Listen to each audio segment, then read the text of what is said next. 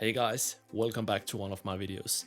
My name is Lucas and today we will be looking at automation clips in FL Studio. We will be talking about how they work and what they do. We will be talking about volume control, panning control and sidechain control. And automation clips helps you out a lot because, as the name says, it automates the things for you, which means that you don't have to turn every knob or slide every slider. So let's just jump straight into FL Studio to figure out what it is. Okay guys, so here we are in FL Studio, and as you can see I have prepared a lead melody to work with because we need some audio to work with if we want to make automation clips onto something. So I'll just play the audio for you.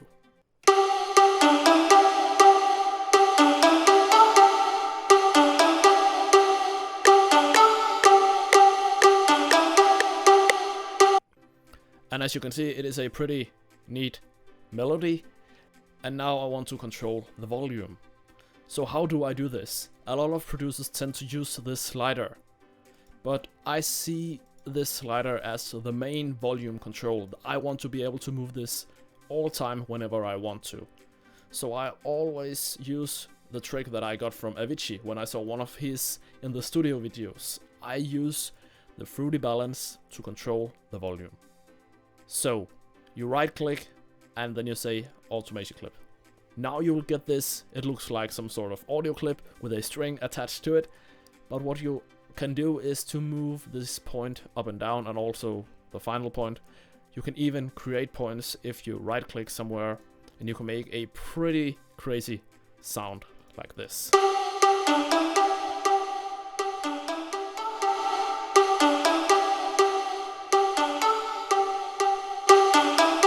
And as you can see, every time the volume goes down, the audio also falls down in volume.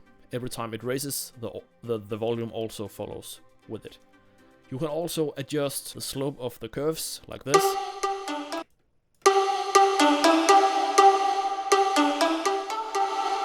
But for this tutorial, I will be deleting all of these small dots that we just made, because then we can always make this some sort of crazy with the sidechain later on.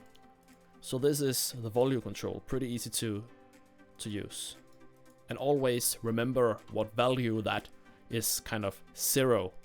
For instance, the fruity balance value 0 is around here, 0 dB. Then you right click and then you say copy value, because then you know that if you then paste the value into the points, then the volume will always be the same as this slider right here. So for this video I'll just be kind of fading the volume up like it was a build-up. Then I will make sure that the volume is all the way up already when the drop hits. If we zoom in a bit, just like that, and again paste value. I think I just copied it, yes I did, but I know it is 80, you can just write 80. There we go. Or, sorry, there we go. So for the next one, we will be looking at panning, and once again, I will be using the fruity balance instead of this one. And with the fruity balance, you also have the centered, which lets you control the panning. And you can control the panning simultaneously with the volume. So if we right click, create automation clip, then you can actually choose to type in a value, let's say 0.6, and this one is 0.4, just like that. Then you can choose to right click at the last point, and then you can say, for instance, pulse or wave. I'll just go with wave, and then we can control this very special curve. And now you can kind of hear the volume, or at least the sound, go from one ear to another ear.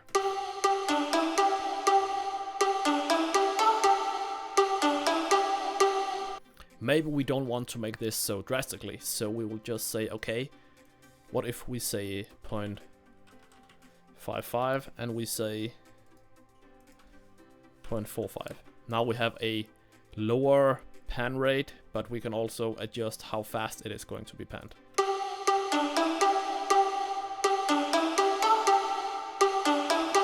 So now the volume will rise slowly, and the balance or the panning will go from the right center to left ear slowly as well. So now we will be looking at sidechaining. And for this one we will also be using balance. Balance is a great tool, but because we already made a automation clip in this one, we will be using another Fruity balance. So we will find another plugin, just like this. And now we're ready to create the sidechain. We will also use volume control for this one. There we go. Create automation clips.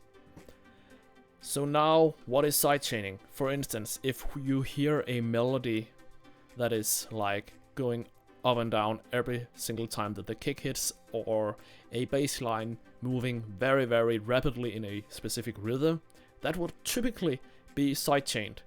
So every time you hear this click,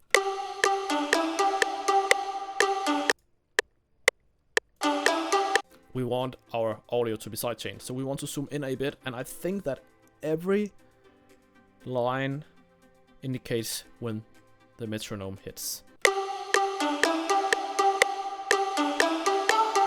But instead of making the automation clips this long, we will actually just shorten it a bit. And we will only make the automation clip so long that it fits one single beat.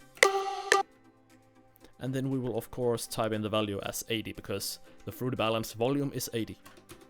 So for the sidechaining, we will be making another dot and turn it all the way down. And remember to right click and select smooth, because we don't want this kind of curvature on this one.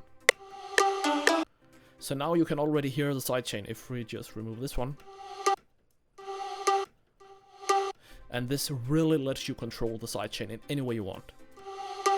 You can mark this one and press Ctrl B to make it go all the way, and you can just hold the buttons.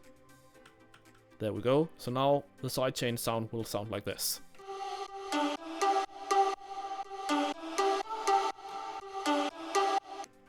And because this automation clip is the same all the way through, you can actually just adjust one of them and all the other will follow.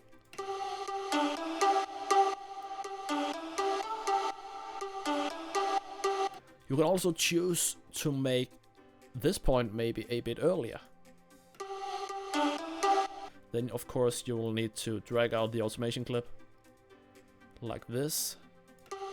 And maybe delete this one, or at least turn it down. Then you will have to delete this one instead and make it fit.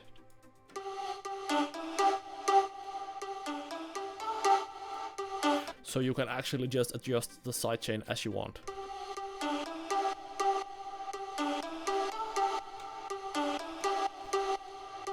And if we adjust the panning, it sounds like this.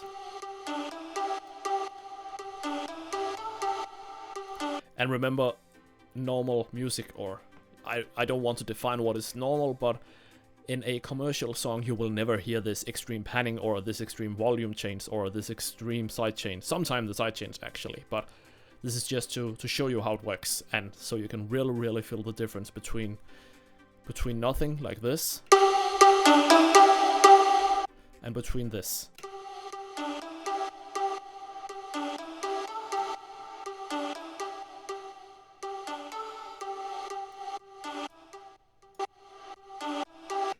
So yeah, this was actually the tutorial.